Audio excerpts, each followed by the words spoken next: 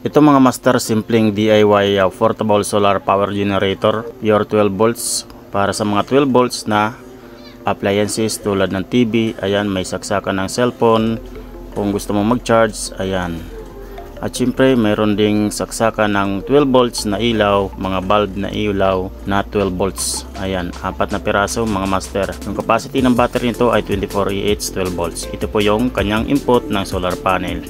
At syempre nasa likod yung extra battery or input ng inverter at saka AC charger kasama yung fuse mga master. At nasa ibabaw yung kanyang main switch mga master. At ito mayroon siyang lead light na 12 volts at yung cigarette socket na 12 volts mga master. Kung sakaling gusto nyong magsaksak ng maliit na TV na 12 volts. Ayan, at 30 ampere po ang kanyang charge controller. Ang pwede po dyan na solar panel ay 120 watts. Ayan. Pero kung sakaling magdagdag kayo ng battery mga master, pwede po dito ang 350 watts solar panel to 390 watts. Yun lang mga master, maraming salamat.